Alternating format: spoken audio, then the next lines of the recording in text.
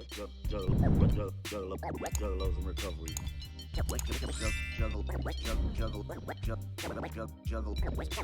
Juggalos in recovery.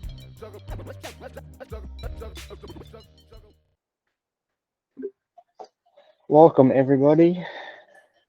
My name is Frank. I'm an alcoholic.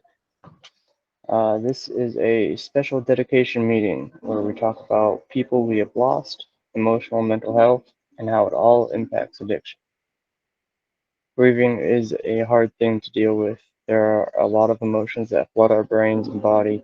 We will talk about our coping skills and warning signs and our community that will help us get through it. Grieving and emotional health, mental health, and addiction are the topics for the meeting. First, we will talk about how grief affects you and how you deal with it. Then we will talk about how you can find mental health help and how to work on it yourself. Lastly, we will talk about addiction and how all of these things impact addiction. As a disclaimer, we are not mental health professionals. What you hear in this room is purely human to human advice.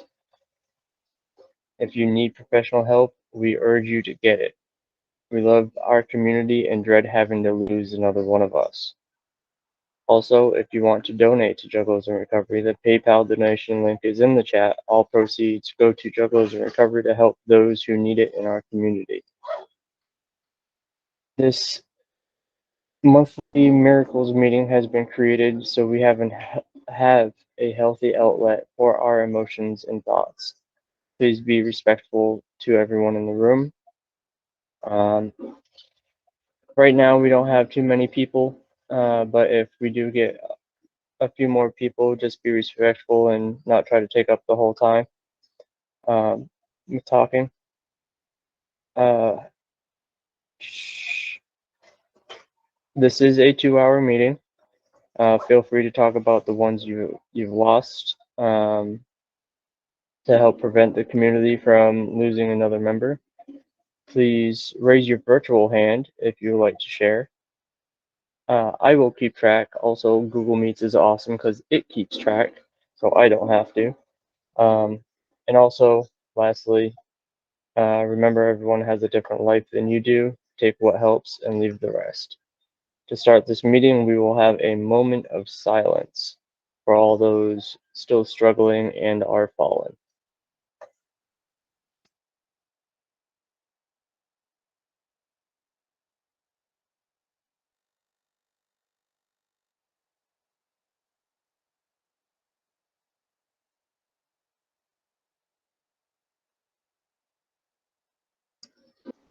All right, so our first topic that we're going to get into is grieving slash emotional health because it kind of coincides. So, uh, emotional health is a huge thing that a lot of people don't talk about, especially nowadays. Um, let's start off with talking about some of the things you all have dealt with when it comes to reaching out for help with emotions and how people have treated you when you displayed emotions, whether they were unhealthy or healthy. Anyone like to speak first or just hear me babble?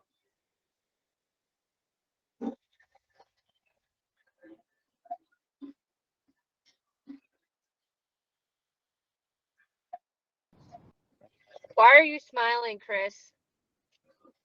Because he wants me to talk and babble. Exactly. Babble, babble, babble. All right. So there's a lot of different ways this conversation can go.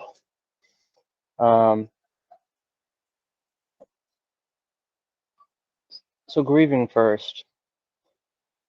When you're dealing with someone in your life or an animal or something that meant a lot to you that's no longer with you, there's I have noticed that a lot of everyone deals with it in a very unique way depending on who they are.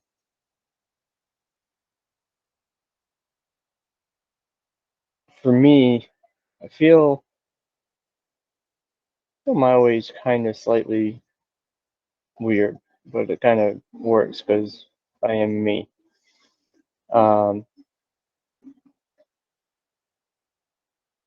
so I just lost my grandfather at the beginning of the year, and I beat you to it. And that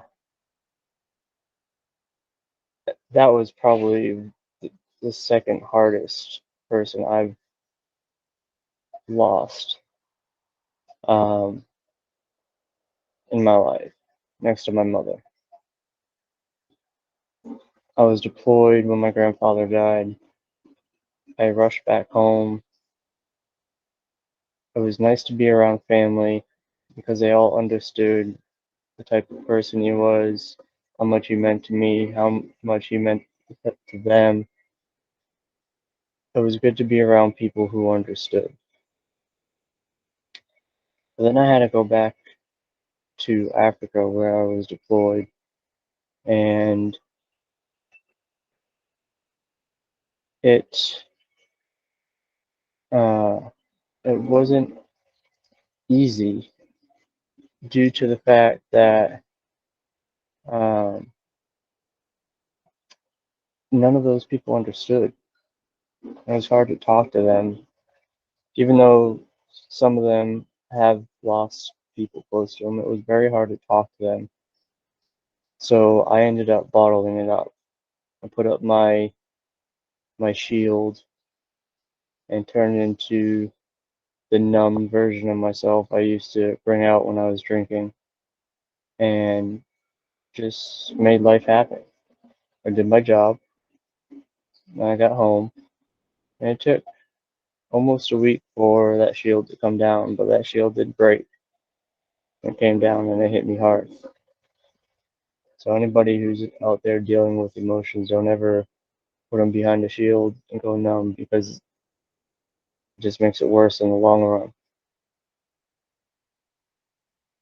I was brought up going towards emotional health now.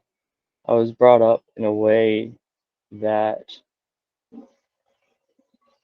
a lot of men would understand as toxic. A lot of people would understand as toxic. It was toughen up and shrug it off. Men don't cry, all that crap. And I was, and still am, a very emotional person. Always have been. I am my emotions are extremely in touch with me. I don't have control over them. I never will. I find ways to cope with them as healthily as I possibly can. And when I'm hanging around with certain groups of people, um, I feel that I get looked down on because I'm so open about it now. Because they think less of me because of it. I don't tend to hang around those people very much. And it's because for me, it's unhealthy. It might work for them. I don't know them. I don't know what their demons are. I don't know what they're capable of handling. For me, I've got to talk about everything that goes on. Because if I don't, I'll go and say it. And a lot of times when I go to talk about my emotions, I don't know how to express them in words. Like trying to explain to someone what it feels like to be out in public and having an internal anxiety attack, and them never having had to deal with one before is extremely hard to do, especially in the moment. I've dealt with a lot of those myself inside without telling anybody because I just don't know how to express it. It's not something I enjoy doing. It's not something I would wish on anybody else because it's when I get like that, I get overwhelmed with everything that goes on around me and I want to shut down. I've had too much contact with people who are either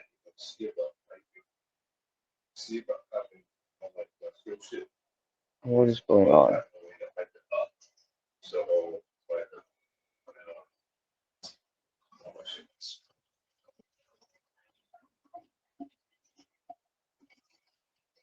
Can you all hear me? All right.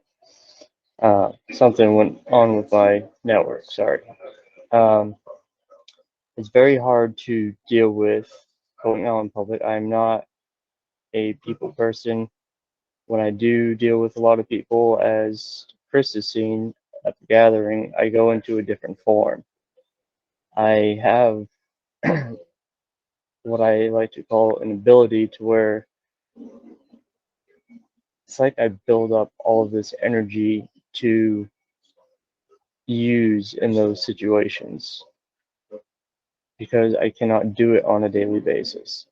It's not comfortable for me. It'll never be who I am, but I'm capable of doing it for the sake of certain situations, whatever is a priority for me.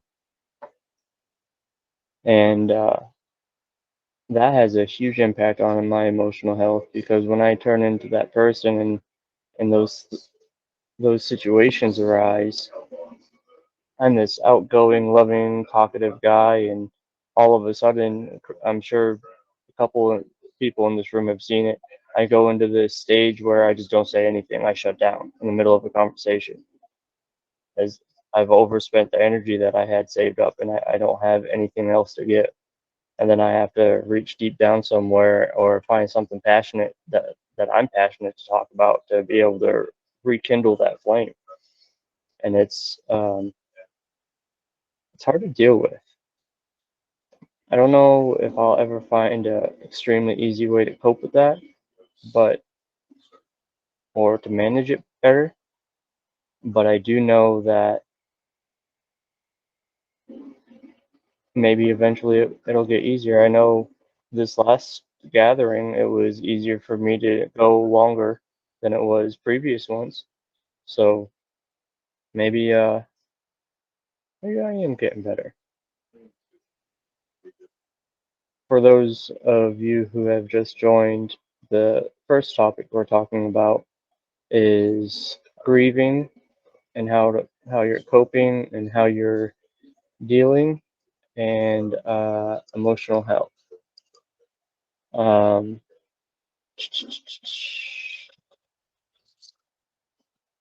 how grief affects you, how you deal with it, healthy or unhealthy, how you used to deal with it, in addition, how you deal with it now, whatever the case is. Um, if you feel like talking, raise your hand or just unmute and start talking. Because I keep babbling now. Turn right onto Ohio 73 East, West Central Avenue. Yo, oh man, sorry. Hold on. Go ahead. You're good, Bricks. Go ahead. I'm on my way to dinner with my girl, and Continue on Ohio I'll 73 get, East for half a mile. I'll hit y'all back here in like give me like about 15 minutes. We'll be here for the next 2 hours, so take your time. All right, for sure. Crunk, go ahead. It's your turn. Your turn.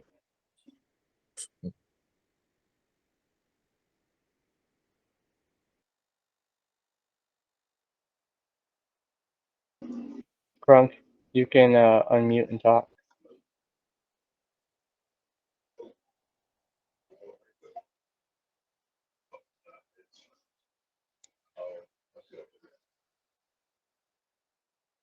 Maybe.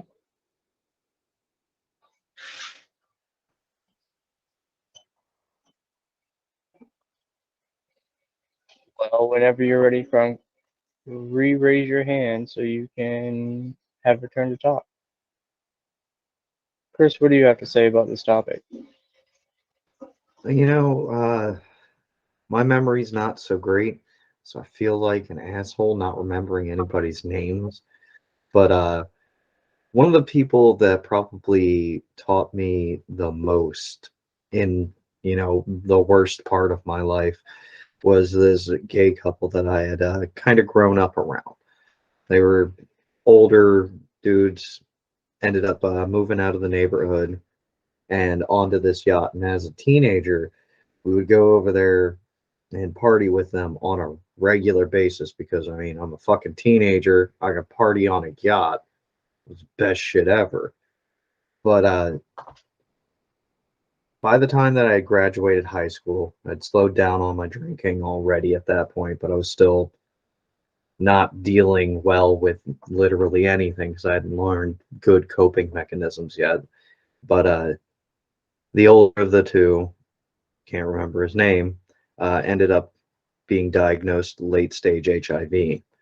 So I had to go through the next 6 months with them on almost a daily basis, watching him slowly progress through all of the worst parts of AIDS and watching him slowly die and then not having developed any good coping mechanisms. I just turned right back to drinking and drugging with his partner. And it wasn't until, years later, after I'd already gotten sober, that I was really finally able to process that death in any type of meaningful way. And like it took us so long after sobriety to understand that we still had all of this past trauma to deal with and to, actually deal with it instead of just pushing it into the back of your head and pretending you forgot about it. But that's all I got for that one. All right, Frank, go ahead. Oh, sorry, my microphone wouldn't unmute, and now I know. I think I've dealt with things for decades. As a workaholic, I started as one, I think, when I was a teenager, and I worked in a hospital when I was like 19, and I saw death on a daily basis. And I don't think I got callous about it. I just there was no one to talk with about it other than I'd be hanging out with Satanists around kegs at metal parties, and they were fascinated. And then I just didn't want to talk about it at all. I got used to it, and that bothered me, and I phased my way out of the job. But I think I just still went back into just having two jobs at the same time and like outrunning something. And one of the biggest emotional outbursts I've ever had that was just completely out of the blue was at Hog Rock at a gathering, and I was just zooming around with a pack of people. And I saw a little boy who reminded me of a kid I saw in a chain gang when I was a juror. He looked like he was in a Halloween costume, and he was wearing an orange jumpsuit. And I think he was a carjacker or something. And I held it together in the courtroom and got out of the way with this chain gang of like adults and one kid. And then when I saw that kid at Hog Rock, I fell down and just started like crying.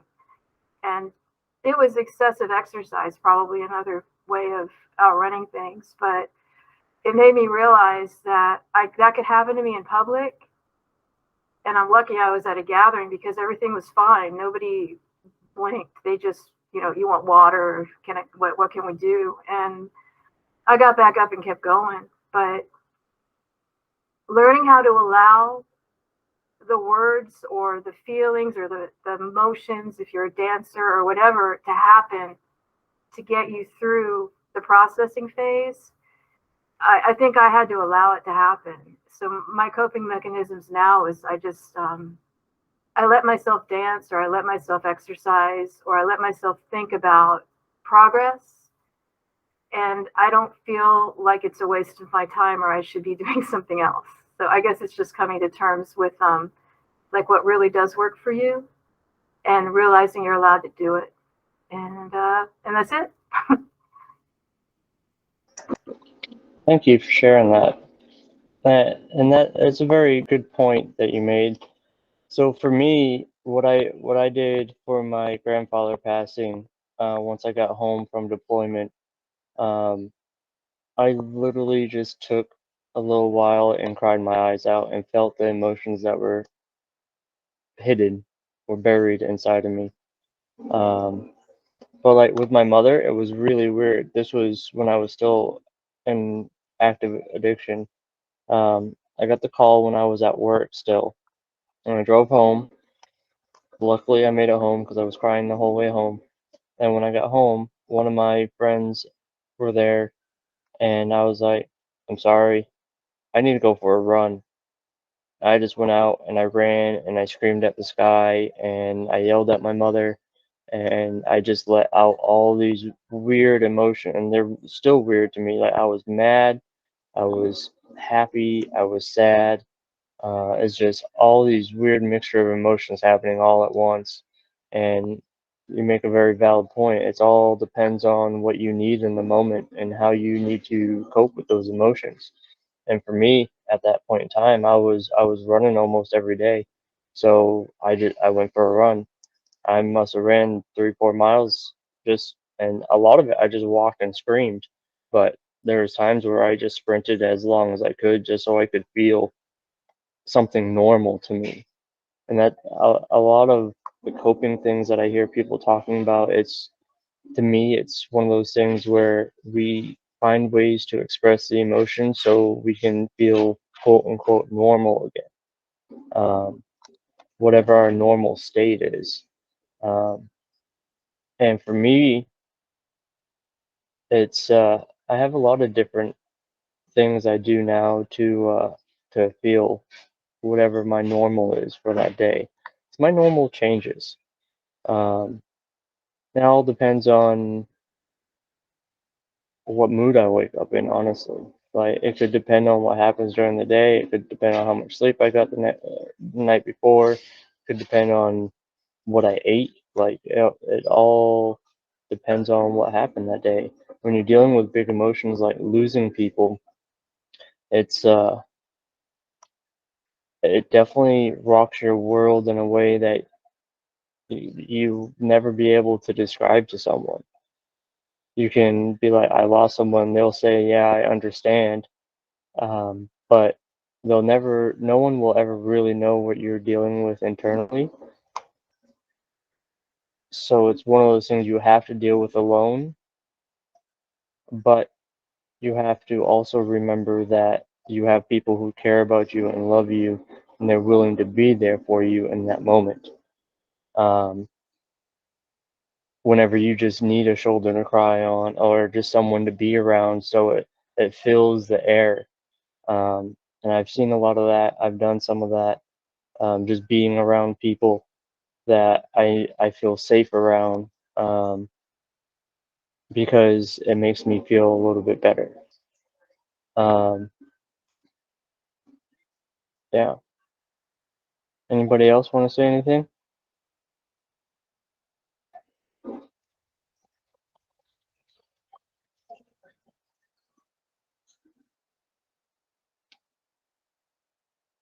All right. So unless someone else wants to say anything, we can definitely move on to the next topic. And then if you find something else to say about this topic or the next topic, you're more than welcome to chime in. Uh, I would like to talk now about mental health. It's an extremely important thing. Um, One of my childhood heroes just committed suicide within the last couple of weeks. Um, we have a pretty interesting range of ages, I assume, in here. The Green Ranger from the original Power Rangers, Jason David Frank. Jason David Frank. Um, he He was an awesome guy, always doing stuff to improve people's lives. He committed suicide, and I've been in that position where I almost did do that. And my mental health, I had neglected myself for years, and it reached its boiling point. Um, so even if you don't have insurance or don't have a way to, or think you don't have a way to see a therapist, local towns and cities and states will have mental health resources for you for free to the public. There are nonprofit organizations out there willing to help people. There are the suicide hotlines. There's we just shared on our page about something about overdosing hotline, basically, where uh, um, if you can't stop yourself from taking that, getting that next high, to call that number and someone will show up and just be there to make sure you don't overdose. They won't try to stop you and whatever, they'll just be there with Narcan and just in case you do overdose. Um, I have my personal opinions on that, but I know how addicts are, and I think it's probably a needed thing. Um, but mental health is extremely important. There are ways to deal with mental health yourself to a point. We are not perfect. We are humans. We do not know everything, and we have to remember that, especially when it comes to mental health. Because I'm sure just about everybody in this room has heard, you give such great advice. Why don't you listen to your own advice? Well, that's because we're helping others. We don't know how to help ourselves. It's not our thing. So let's go around the room and talk about what you do to help yourself, whether it's mentally, emotionally, physically, whatever helps you stay right mentally. For me, I like reading, I like music, I like powerful music, not just like meaningful words music, but music where the sounds make your soul hum, like the frequency of it. Blues, I love the blues. Blues really gets deep in there and allows you to feel what they're meaning through the song without actually saying it. And it makes me really happy. Um, I like being creative. I do D&D, I create campaigns, I do my best at artwork. When I'm home, I do a lot of woodworking. Um, those things are my releases, allow me to release the stresses and anxieties of everyday life so I can be in a healthy mental state. But something to look out for that I've run into is overdoing those things. Because I have done it many a times where I've been woodworking for too long and my brain just shuts off because I don't have the mental capacity to do it any longer. It's like uh, I used to drink till I blacked out, and now I work until I black out mentally. It's not like I physically black out, but my brain just shuts off and I'm not capable of doing anything um, mentally stressing for a little while until I recover. And I have to take time and just sit there and do nothing and veg out and um, watch a TV show or not do, like, physically not do anything and allow myself to relax. Um, I have, I'm definitely a workaholic. I love working. I've always loved working, and it's not a bad thing. Workaholics get a bad name, but if you know how to look out for yourself and not overwork yourself, It can be a great outlet, and you can get a lot of things done and produce a lot of great things and achieve a lot of goals that way. Um, but you also have to know your limits.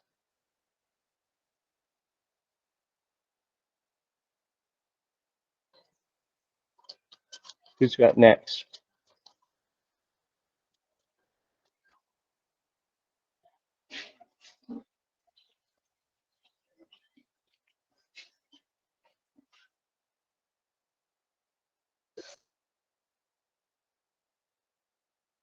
We will sit in silence until someone talks. Whoop whoop. I'll talk. I would say things that I would enjoy for myself to try to keep myself mellow and at down points would be music, art, I don't know, a bunch of different things. I'm all over the place and cold, been trying to actually stay calm because this time of year is hard. So just went for a walk outside to try to clear head after doing stuff with too much of just all the other chaos going on in the world. Just took a break, went for a walk, played Pokemon Go a little bit, and now trying to relax. That's I'm half listening. I'm here, but I'm not. That's okay. That's good. Taking walks, going outside, being part of nature, that's good. Chris, go ahead. Don't even raise your hand. But I wanted to. I But know. for me, it's being out walking. Listen to music's great and all, but a lot of the time, for me, I would just damn it, Bryant. I would rather just kind of sit at home and read, especially in this weather. It's a great time to not be outside. And that's all I got for you.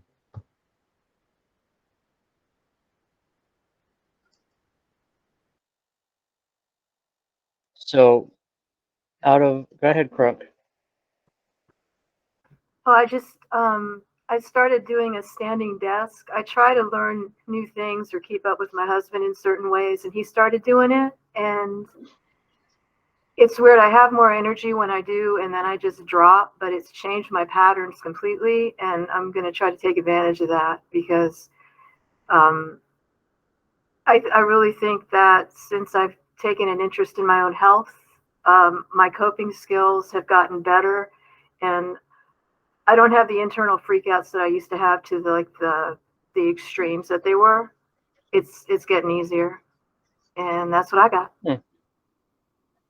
That's pretty cool. A little change like that had that big of an impact. I like that. Go ahead, D. I'm gonna share real quick before I get back in the car with my hood rap music going on. Um, so with the dealing with grief thing, so I haven't lost too many close people, but I do work in a recovery setting, and I cannot name like count on two hands how many like we do memorial barbecues, we line up Chinese lanterns, we all say something good about the person we lost. We have a time to bond and grieve over the person we lost, but it's also like a giant community of people in sobriety, and I like what Crunk was talking about, like the workaholic thing. I think like it wasn't until I was sober that I started working all the time, but it was to like achieve things. But sometimes I lose myself in the amount of work and don't process things properly. So I have to make sure I take time, like that I'm meditating and listening to music or doing artwork or doing some sort of project as a release and reflection. And like I deal with mental health problems with bipolar and stuff, and I hit depressive slumps, and I'll sit in there and feel it for a while. You know, it might be a few days before I do something to shake myself out of it because I'm trying to feel and process these emotions among my long work days and my work schedule. But I see it and I'm trying to figure out what's going on. And I think it's just healthy to feel those things, you know, like and not block them out. So I purposely sit in it instead of like zoning out into whatever I'm doing and not feeling what's going on. So just like a healthy release for me is just to dive into artistic things.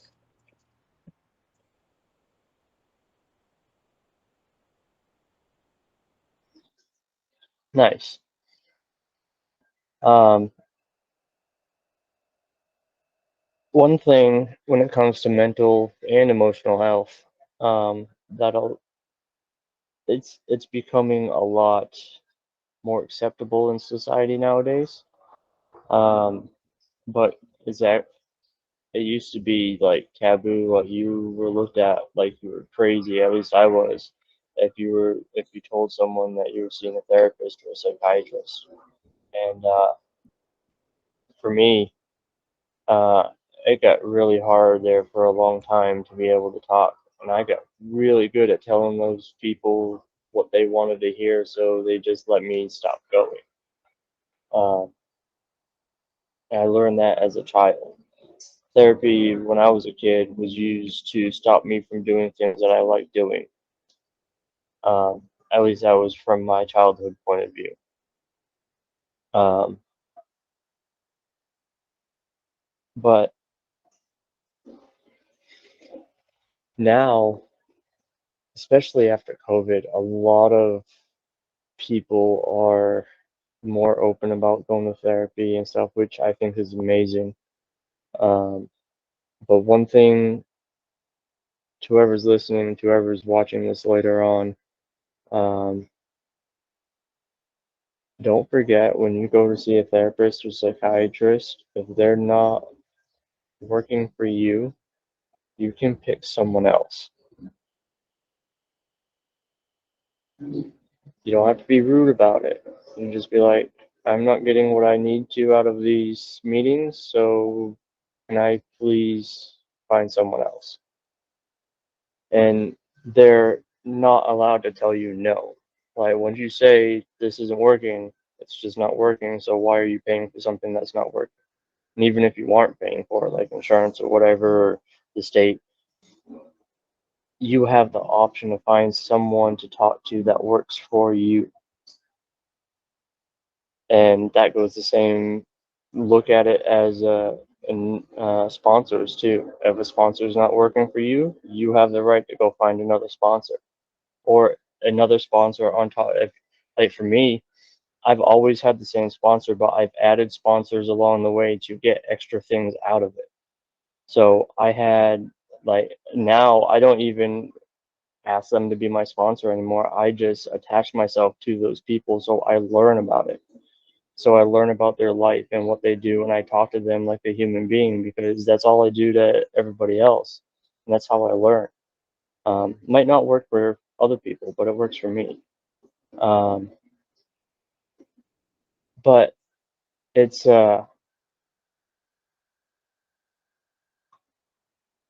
therapy, especially during COVID, literally saved my life.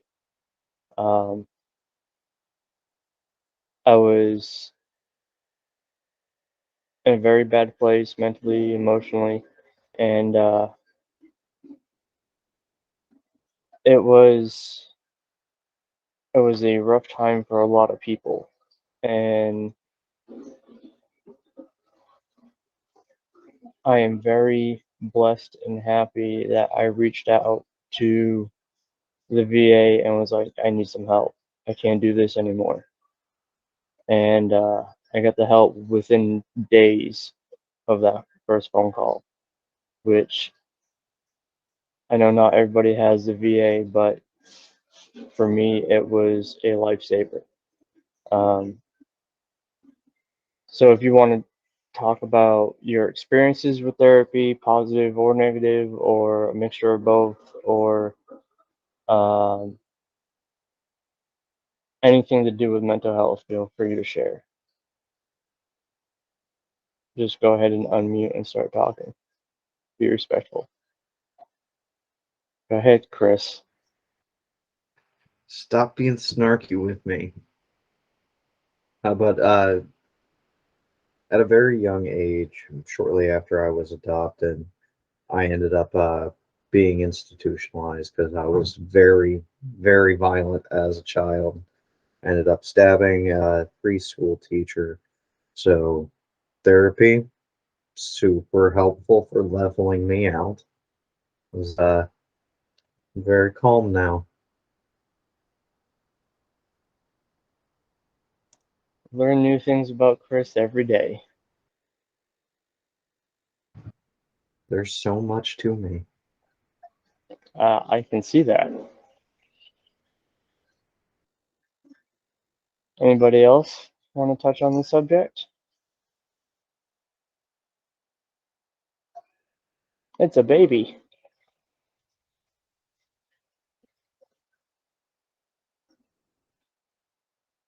No? Oh, hold on. D's giving me the finger. Not the right one either. He's got something important to say. But you can see the LEDs bumping in the background, so he's got some good music playing. Thought he was getting pulled over. No, those have been going the whole time. Sorry, I'm trying to get to the parking lot. So when I Oh, did you're my good. first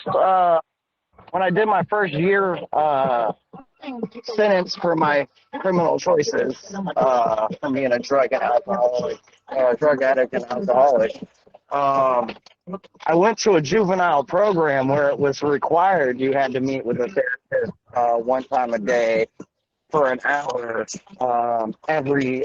pretty much every day of the week. And I would say right there was probably some of my biggest growth and learning experiences, because this was like 16 to 17.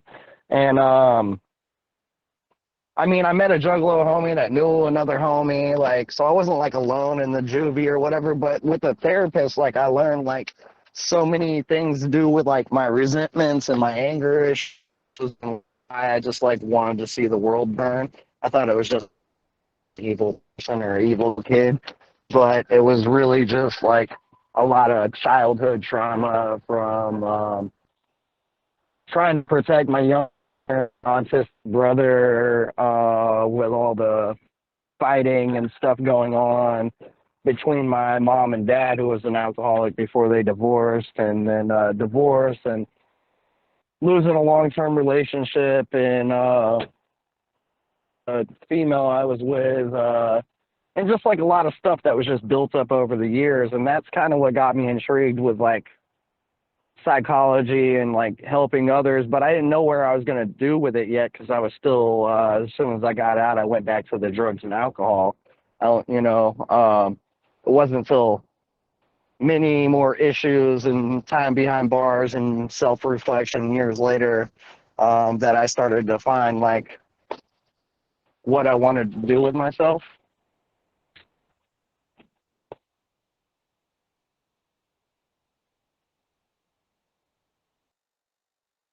I love how he mutes when he's done talking. Just no warning. Just, yep, I'm done.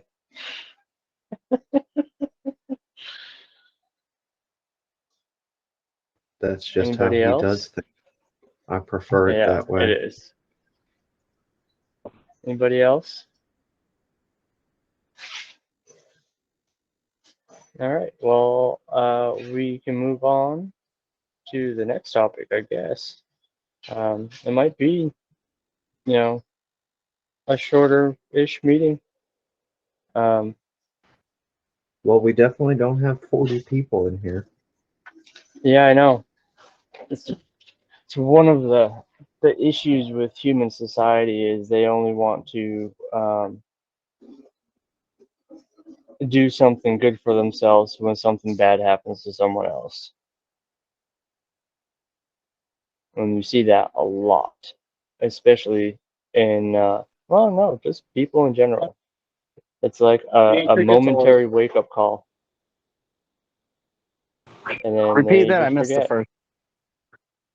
I said, Chris mentioned that we don't have 40 people in here, so it's not going to be like a full 2-hour meeting unless we all have something to say. And I was like, yeah, well, that's, a problem with society nowadays is we get a wake-up call, momentary wake-up call because something bad happens to someone else, and we get a momentary um, need to do something good for ourselves, and then all of a sudden that need goes away and it becomes less of a priority. And you see it all over the place. And it's not just, addicts or anybody like that. It's everybody. Until something bad happens, you don't understand what you need. It is what it is. Um, but I believe the last topic is how now, mind you, you don't have to just talk about the topics. You can talk about whatever's on your mind, or give advice, or tell stories about how things have impacted you in life and stuff like that.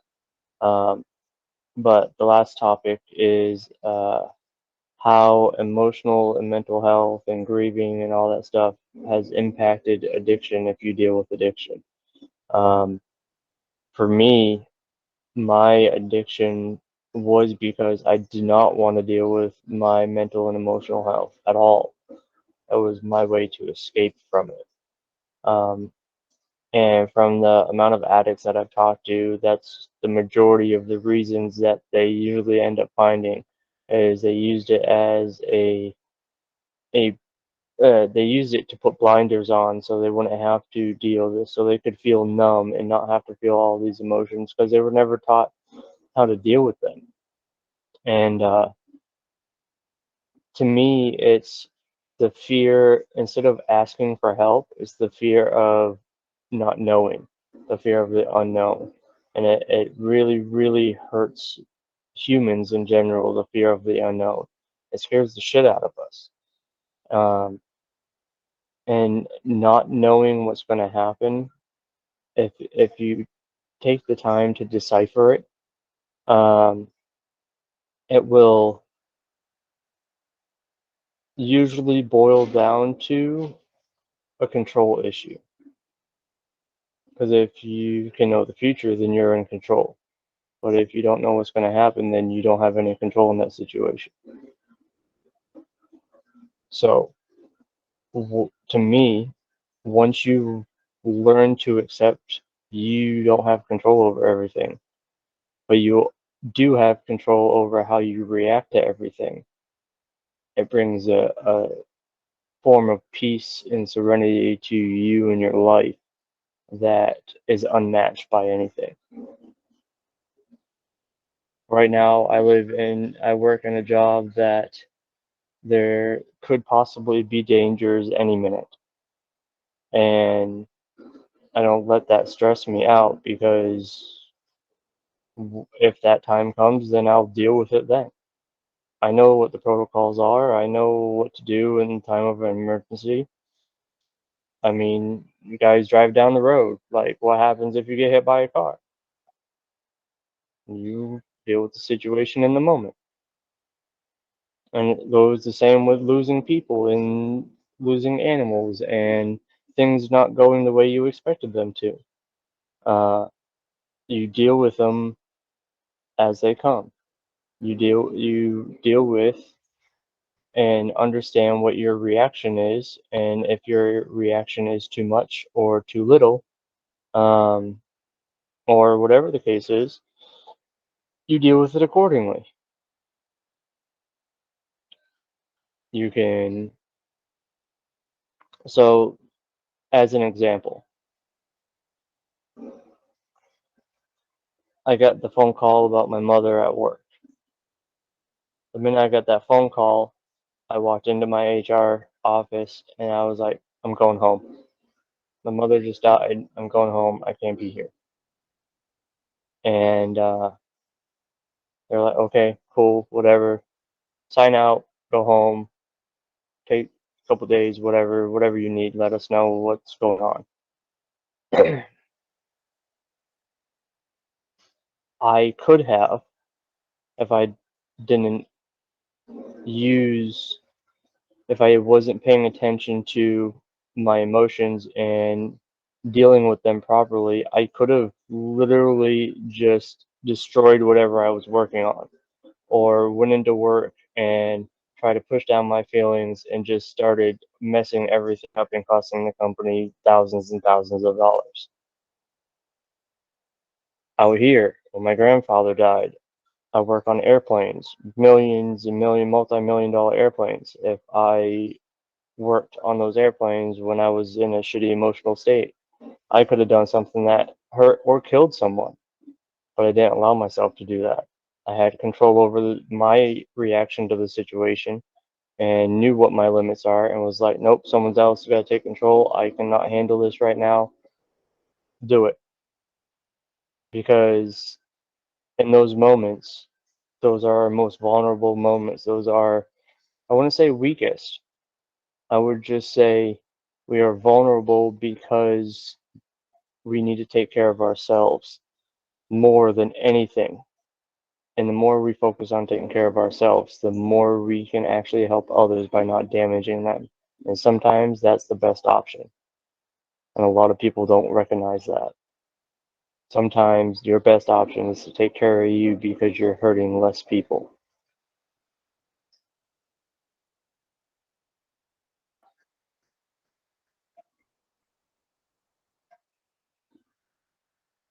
Next,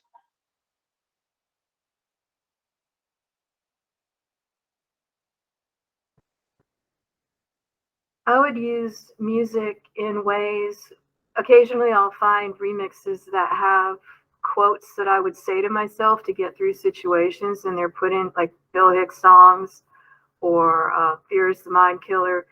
And it almost hypnotizes me into being able to get to the next level of either, I don't know, whatever energy I need to get through the day or to make the day better. See, I've talked about better twice in these meetings now. It's new to me having a concept that it's even an option. And it using music with wireless headphones lets me garden, lets me do things I've never done before. And it's almost like a security blanket. I have my headphones on outside.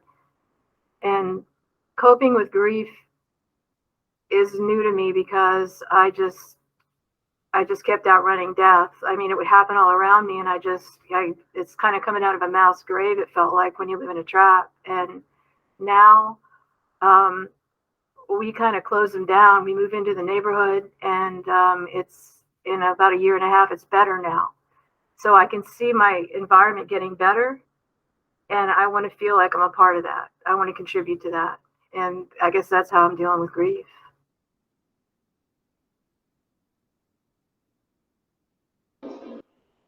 like that.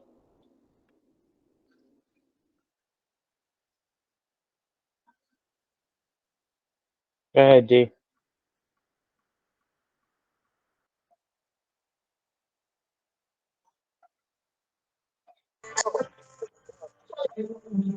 Sorry, trying to. Yeah, like it's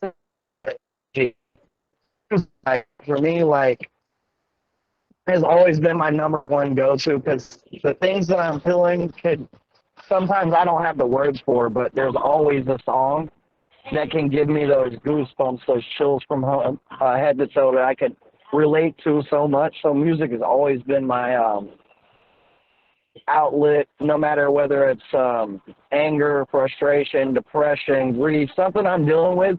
There's a song. There's always a song that I can relate to that can help me with the energy I have going through my body and change and shift how I'm feeling in that moment. Because it lets me know no matter what I'm going through that there's somebody that's went through the same thing and that I'm not alone. So music is a daily thing for me. It's what I use to deal with pretty much anything. So like I call it just music therapy. That's how I get it out of my head. That's how I deal with things. That's how I at life is through a lens of music. That's what helps me the most. Just in a day-to-day, listening to something new or listening to something old, listening to something I haven't heard before, or listening to something I love. There's always some hole for me to find to go down and cope with whatever is going on.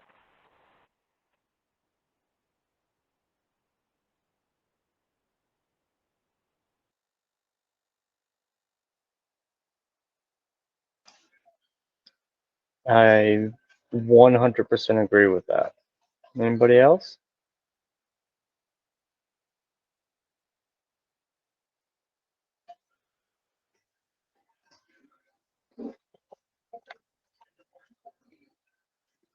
Going once, Going twice.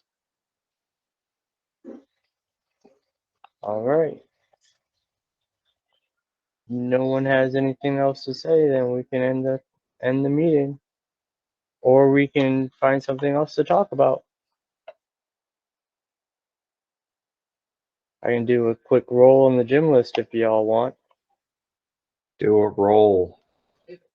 Keep this meeting going. Do a roll. Frank, I don't know if you know what the gym list is. I miss doing rolls. Let's do a roll. But Is it like let's do a Morton's roll. List roll for requests? Basically, yeah, it's a roll for a meeting topic. Paperback, hardcover. This is just a printed out version that I did. But me, Chris, Bryant, and my wife Stacy created it, and a friend of the group, Ty, created it, and we're gonna roll to find a new topic to talk about. Let's see what we got here. We got a 5. Mental health. Okay. So our main topics are. Oh, hold on. Let me unblur my screen.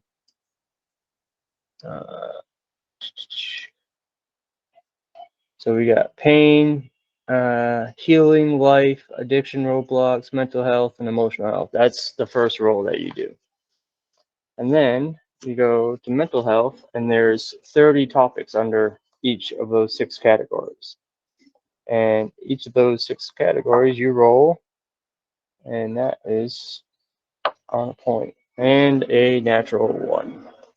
We already talked about that. That's getting professional help. So I'll roll again because I'm not going to redo a topic that we just talked about in this meeting. Number 4.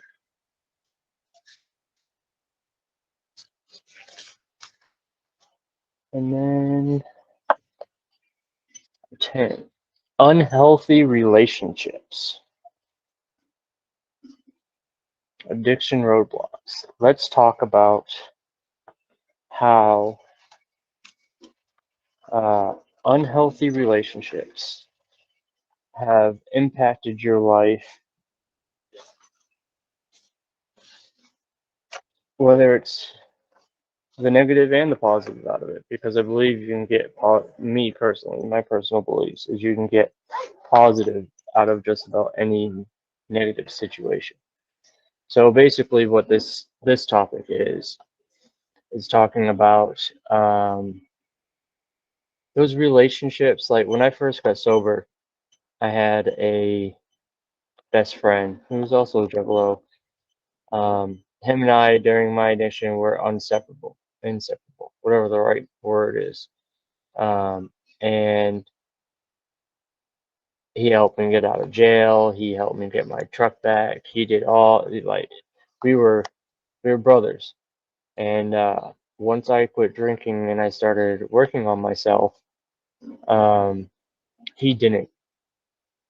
I'm not talking about the quit drinking part. He didn't work on himself, at least not to the amount that I was. He was always stuck in that rut that we were all in. And it's not just because of addiction, it's a change of mental state that people who are addicted go through, that people who don't deal with addictions can go through as well. My wife has dealt with that change of state of mind too, where you want to make your life better and you put the effort forward on a daily basis to improve your life mentally, emotionally, and physically, material and non-material. And I got to the point to where I outgrew him, and it was a very hard decision for me to say, no, I don't want any part of this. And it's weird to me. Quite a couple of years ago, I went back to where I got the town I got sober in, and I contacted him, and I was like, hey, I gave him the option to meet up, and I felt anxiety and worry and stuff, like I was gonna fall back into old routines, and I just couldn't do it. And I explained to him like, nope, I'm sorry, I can't do it. I made up some lame excuse to make him hopefully not feel as bad. Um, but I just couldn't put myself in the position to possibly regress in any way. Um, I couldn't allow myself to be drawn back into those relationships, even though it wasn't a toxic relationship. It was just a relationship that wasn't benefiting me in any way. And it sounds really shitty to say something like that. Um, but every person in my life right now, um, every person that I have a more than acquaintance relationship with benefits my life, and I hope I benefit theirs. And I do my best to benefit their life, whether it's to help them move or to sit there and talk or to, play games or whatever the case is. Um, and to me, I think that's what everybody's goal should be, is to not only um, have those relationships where everybody helps each other, but to put more effort forward into helping others, because the more you help others, the less you get stuck in your head where there's no adult supervision. Shameless plug, we have that t-shirt now. Don't get stuck in your head, there's no adult supervision. It's a cool t-shirt. I'm probably gonna order one. But yeah, so let's talk about some unhealthy relationships, what you did to get away from them, how they impacted you while you were in them, and how it impacted you to get away from them, so on and so forth. Josie looks excited to talk, so go ahead, Josie. I would say only reason I'm excited to talk is I would say, even though it sucked, a toxic relationship, as in me and the person being together and not just staying as homies in a sense, is what helped me realize how to get my life back on track. So there was a bad road it went down from being with the wrong person in a sense to a certain extent of level, but they're still my homie and I wanted what was best for them, vice versa. Sadly, with that, since it's actually the person I had a kid with, we couldn't talk because it went so toxic. There had to be a restraining order put in place for both of our own goods to do better, because I got pregnant. He didn't want a kid at the time or wasn't ready, and I was going through some shit. So basically, that benefited for mental health, everything, sobriety, all of that, hitting rock bottom, and it being toxic relationship at the same time. Difficult, but easy to get through. But only reason is because of homies. And realizing that it was bad enough basically when I was at the gathering the last time I went.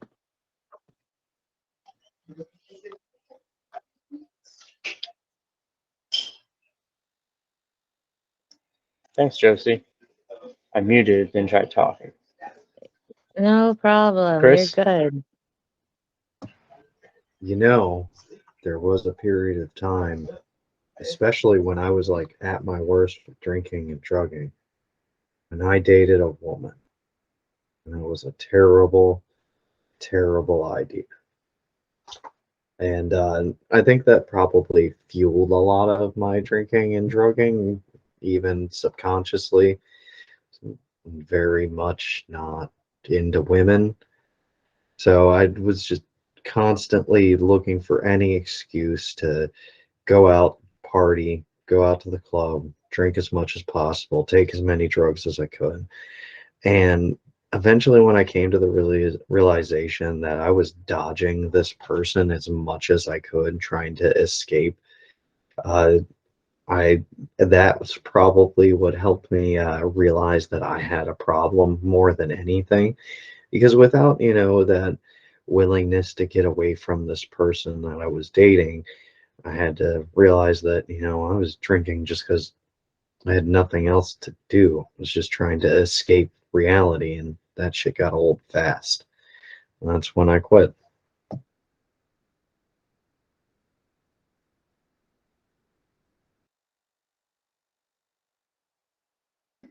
I'm going to attempt to get my wife to talk. She looks busy as shit right now. Wifey, do you have time to talk?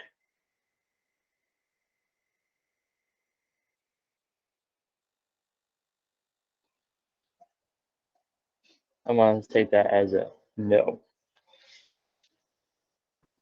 I'll So, talk. okay, go ahead. Okay. When I learned how to actually say no and incorporate it, um, the last time where it really stuck was with my mother-in-law. I moved my family away um, straight to Hog Rock, and I lived in a tent for a while. And it led me to living in a place where I was possibly helping crackheads and meth heads. I mean, I was living in a crater, but I brought with me that ability to mean no. And I think I got one help at a VA, and another like was putting meth in my hand, and we were still able to feed him and give him water until he knew he had to make a decision. And um, not getting sucked back into that world when you're surrounded by it, it took a strong no from me, and I felt it, and that was new. So that's it.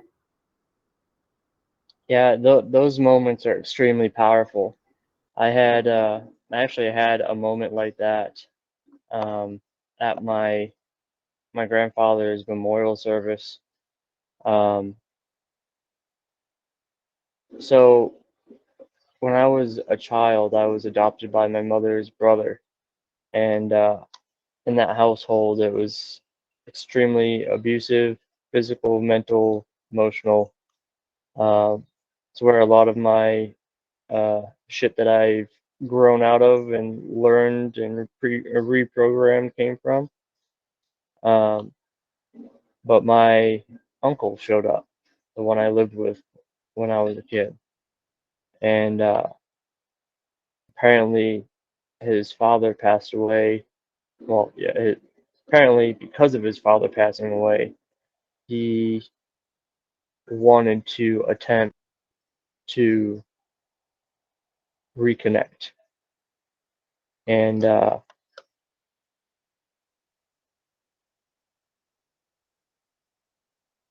I I won't do it. Um, because I've given him many, many chances since I've been sober, since I was an addict, and every time I am not treated the way I deserve to be treated. And this is not coming from a selfish place. This is not like a negative selfish place. This is not coming from egotistical pride.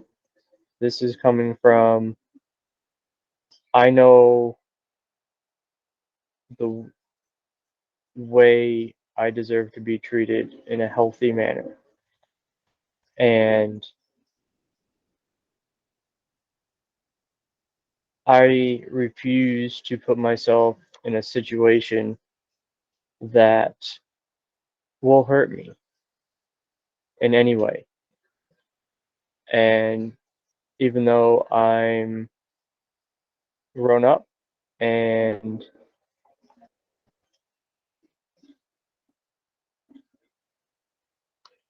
I mean, I live halfway across America from them. Usually I'm halfway around the world from them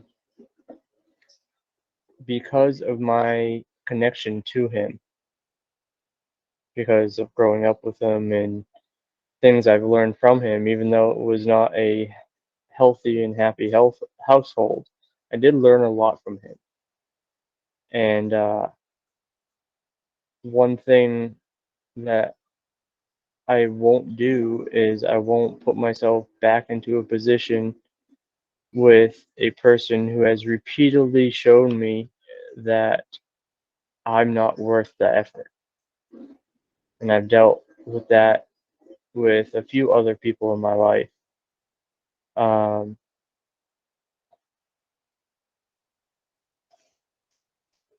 and it's a weird thing for me when I know people are different and people deal with things in their own ways and stuff like that. But something that's always what's the word I'm looking for? Something that's always bothered me is the way people say that they care about you or they love you or whatever the case is, and yet they don't do anything to prove it or show it. Not even prove it. I don't need proof. I need something.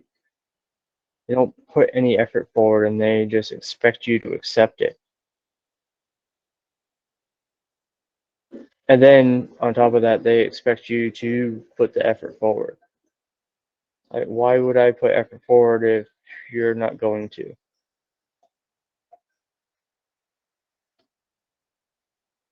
And at one point, I thought I was being too hard on certain people in my life. And then I realized I've given everybody the same amount of chances, talked to them, told them exactly what I needed. I communicated to them what my needs were to be happy and healthy in a relationship with them, of whatever type of relationship it was. And yet they refused to change due to whatever reasons they came up with. And it was at one point with a conversation with a person, I realized that no matter what people like that say, those are the times that their actions speak. And if they don't show it, then I'm not going to put the effort forward. And no matter how hard it is for me to basically walk away from a person like that, in the long run, maybe, I don't know. I'm still growing. We'll find out later on. Stay tuned for more. Um, it's I guess we'll see, but as of right now, I'm not willing to put myself putting effort forward, not getting anything out of it. I've had too many bad experiences with that, and I won't go through it again. I don't know if those are toxic relationships. I don't know if that's a healthy way of dealing with stuff, but that's the way that's currently working for me, because even though, like, thinking about it in this very moment, I'm questioning myself. When I made that decision, I knew I was making the right decision. It's weird to think of it like that.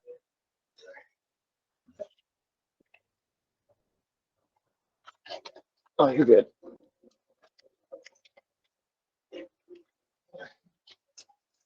If the chair is Sorry, empty. guys. Yeah, I had a replug in my laptop. But yeah, it's a very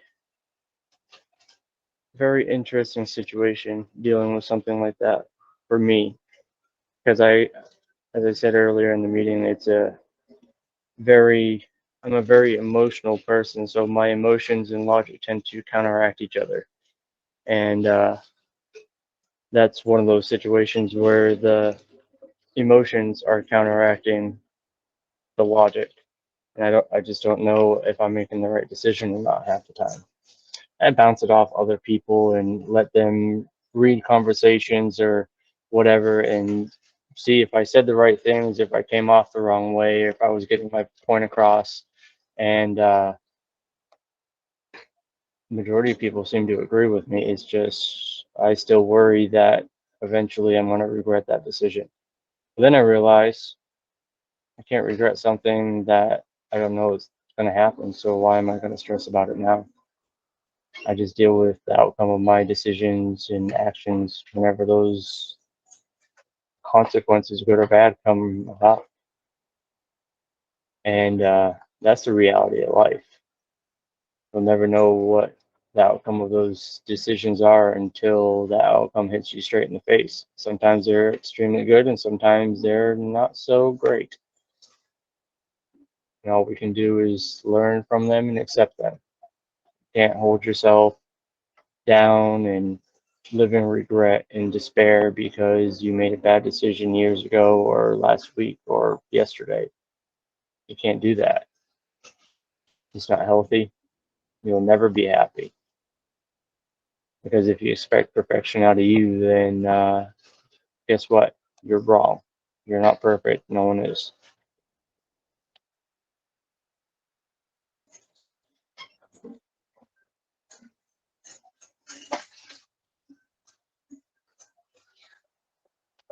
Would anybody like to share? I am done babbling.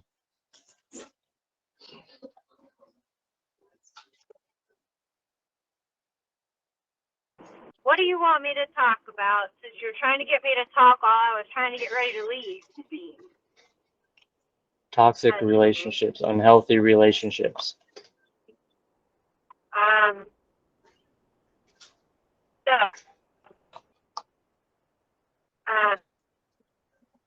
relationship and it turned toxic and then it turned back on again. Did that happen to me? It was very difficult. Like, it was almost easier to just walk away. But for me, I felt like there was more to the time where I wanted to try to make sure things would work before. And, you know, having a good relationship and, like, then it ends up going toxic, even for a split second, it is not something that's easy to deal with. And trying to be there for the person who's going through a lot of stuff that ends up turning out toxic for a very short period of time is ungodly hard. Worth it.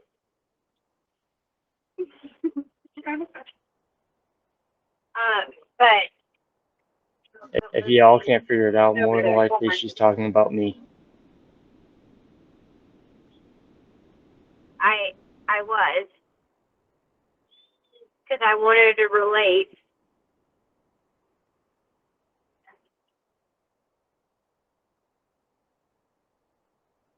To what At y'all were least you were talking being about. kind and not saying my name. You're this right. time. I only say your name and throw you under the bus when Chris gives me that smirk.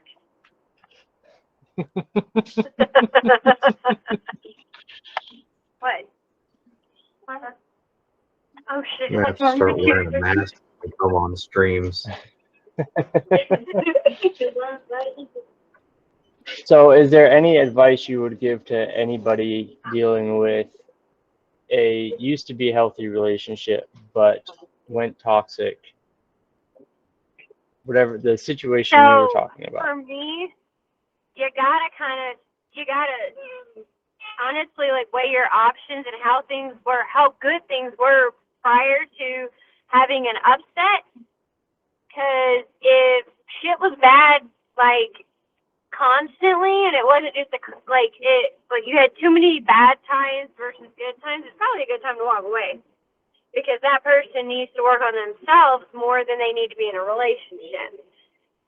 And like what I did with you was, you know, I saw the good, and I saw, you know, you going down that rabbit hole, and I wanted to help get you out of that said rabbit hole.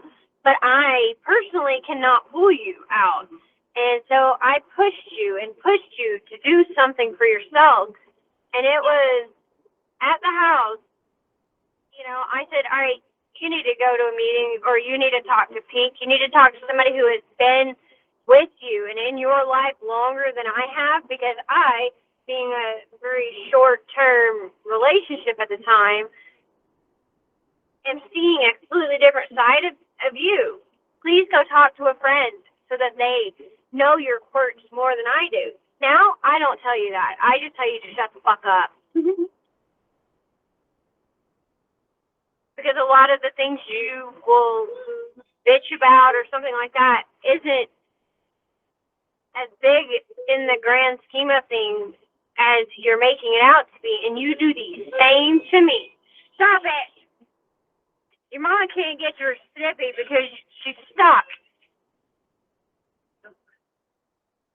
I forgot my fucking thing wasn't muted.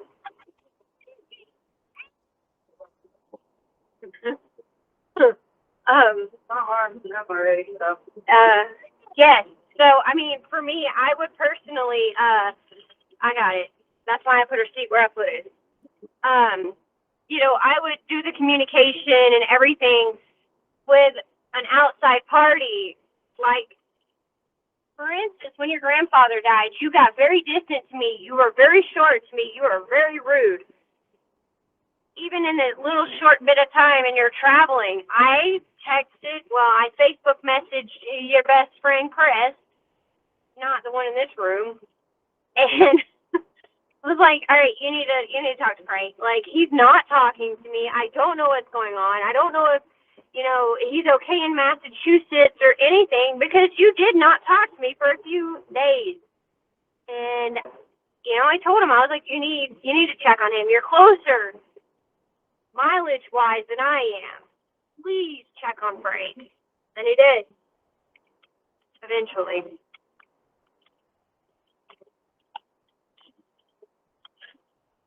Ow. Do I need Thank to pull you over for and open the those door? No. powerful words. You can mute yourself now.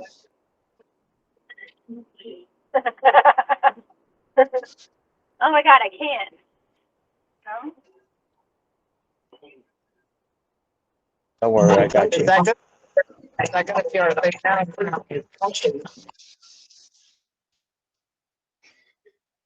Anybody else got anything to say? Other than D being a smartass? Frank, you suck less now than you did in the past. Oh, thank you. I appreciate that. I don't know you in the past, so I can't tell you. What did he say? I said, is that going to be our new thing now, to tell somebody they can mute themselves? You're done. Yes. Mute. Yes. Yep. You can mute yourself now. I usually say I'm done and then mute when I'm talking about. But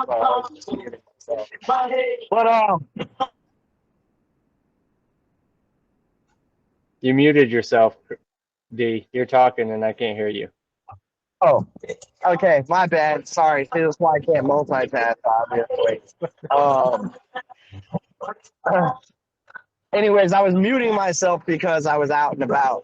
I usually say I'm done and end it and then hit you. But toxic relationships, unhealthy relationships, I've been on both sides of the receiving and giving end. That is probably what has made me the person I am today, though, is to learn how to deal with my own toxic shit and other people's toxic shit. And to learn, like Crunk was saying, like, no, it's a most powerful word in my vocabulary. It is a full fucking sentence. No is my go-to when I am uncomfortable with any situation that makes me feel like I am going to take on too much or take on somebody's personal shit or be pressured into something I don't want to do. It's simple as that. No. And that took years to learn that's all I have to say. I don't have to say anything to anybody about my decision, besides no. And if it wasn't for learning that power and having a good spiritual grounding, I don't know how going to the gathering for me would have went. Because I couldn't count you how many times I said no.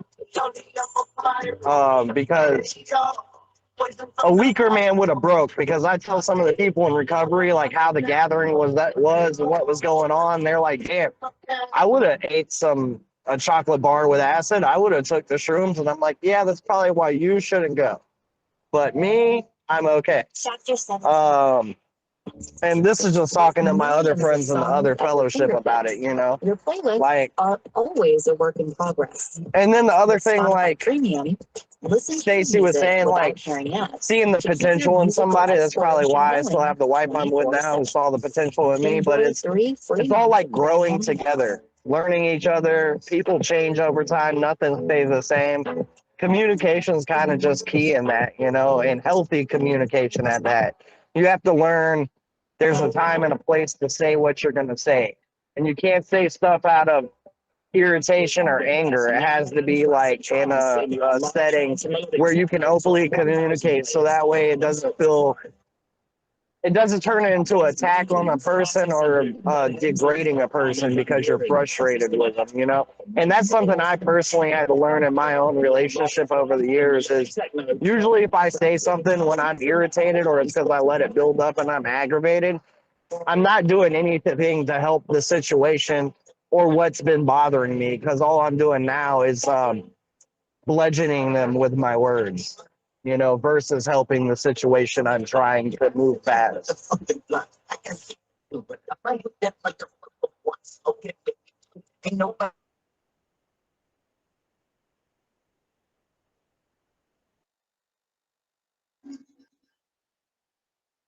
He muted himself now. Did she get unstuck?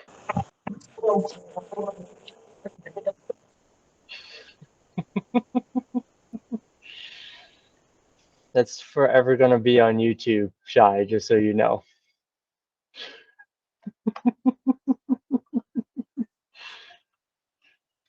So with that, anybody else would like to say anything?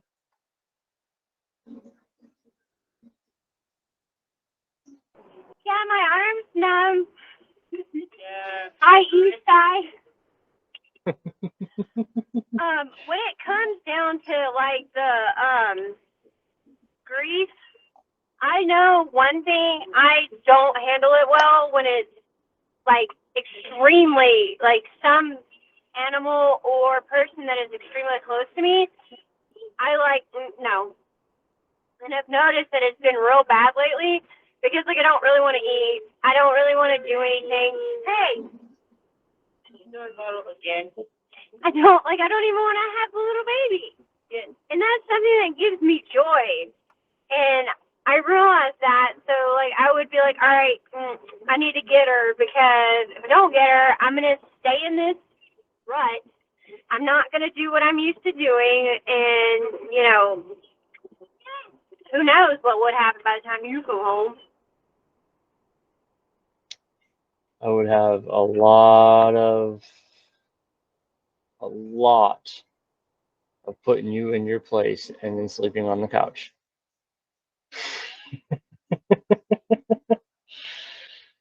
But with that, does anybody else have anything they would like? Oh, what do you want, woman?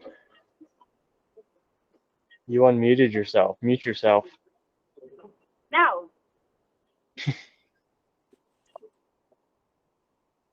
Take that.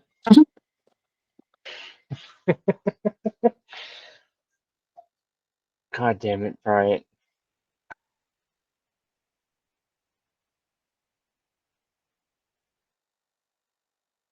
You muted yourself.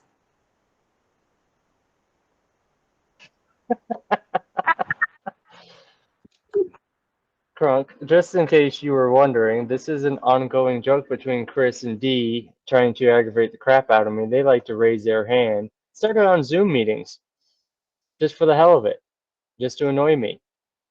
And now Crunk's going to join in.